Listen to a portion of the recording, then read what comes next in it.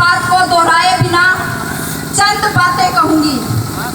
एक तो ये बात है इसमें कि हम जब एक साथ लड़ रहे हैं और रोहनाथ गांव की ये जो लड़ाई है, असल में ये लड़ाई केवल रोहनाथ गांव की नहीं है, ये लड़ाई हमारे पूरे हरियाणा की लड़ाई होनी चाहिए।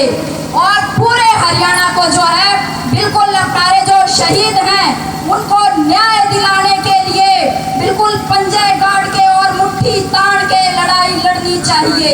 और ये लड़ाई लड़ते वक्त ये जो सत्ता की बात हो रही है कि एफआईआर दर्ज नहीं हो रही डीसी के खिलाफ, ये सच बात है कि ये नहीं दर्ज करेंगे। ये जो सत्ता में बैठे हुए लोग हैं असल में ये अंग्रेजों के गुलाम ही हैं, ये उन्हीं के वंशज बचे रह गए हमारे देश के अंदर। जब देश के अंदर लड़ाइयाँ चल रही थी, 1857 में जब लड़ाई शुरू हुई थी, यहाँ पे हिंदू और मुस्लिम एक साथ मिलके लड़ रहे थे। लाला हुकुमचंद जैन और मुनीर बेग जब उनको झांसी की सड़कों पे रोड रोलर चलाए जा रहे थे उस समय पे, और उसके बाद जो है ये अंग्रेजों ने निर्णय लिया कि ये हिंदू और मुस्लिम कैसे लड़के एक होके कैसे अपनी बात उठा सकते हैं, इनको अलग अलग करो और ये फूट डालो राज करो की नीति पे।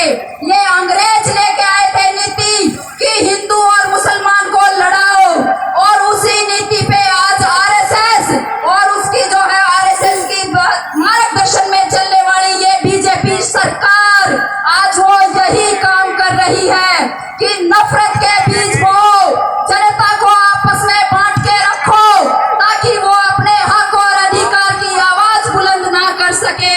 और इसके वो तमाम प्रयास कर रहे हैं। हरियाणा में भी उन्होंने दंगे करवाने के काम किए हैं। इस पंचायत को मेरा यहाँ से ये सुझाव है कि ये जो आरएसएस ने हमारे बीच में नफरत के बीज बोए हैं हमारे दिलों में, अपने दिल से इन नफरत के बीज को उखाड़ फेंकिए और एक साथ मिलके हम जो है रोहनाथ गांव की न्याय के लिए और हमारे जो तमाम किसानों पे और मजदूरों पे आज जो अन्याय हो रहा है इस अन्याय के लिए खड़ा होना चाहिए।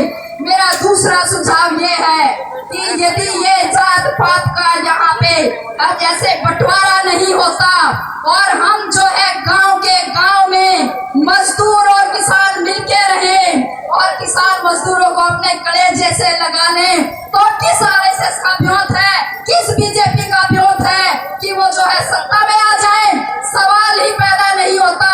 वो 35-1 का नारा दे के आए थे, अब नहीं वो 35-1 छोड़ दो। आज से यहाँ से इस पंचायत से निर्णय होना चाहिए कि इस देश की 36 बिरादरी, हरियाणा की 36 बिरादरी, हमारा सबका खून इस हिंदुस्तान के अंदर शामिल है।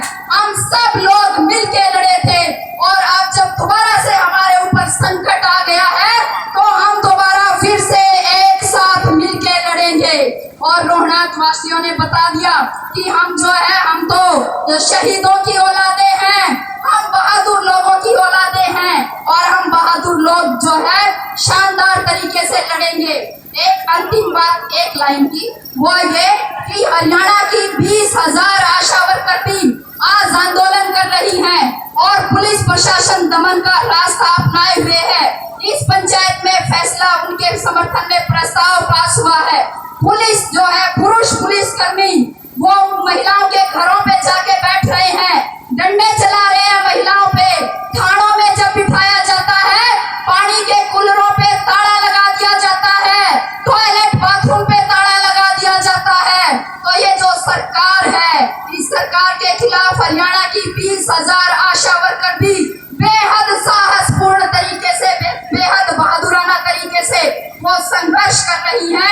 मैं इस पंचायत में हरियाणा की 20,000 आशा वर्कर्स की तरफ से मैं इस पंचायत का समर्थन भी करती हूँ और मैं ये भी आश्वस्त करती हूँ कि इस जो है न्याय की लड़ाई में हमारी जहाँ जरूरत पड़ेगी हम बिल्कुल आपको साथ खड़े हुए मिलेंगे। और एक आश्वासन ये भी चाहती हूँ कि ये हरियाणा की जो बेटियां हैं, जो हरियाणा की बहुएं हैं, इनके खिलाफ जो सरकार दमन का रास्ता अपनाए हुए है, ये दमन का रास्ता तुरंत बंद कर करना चाहिए और जो बिल्कुल साधारण और न्यायपूर्ण मांगे हैं उनका जायज समाधान होना चाहिए।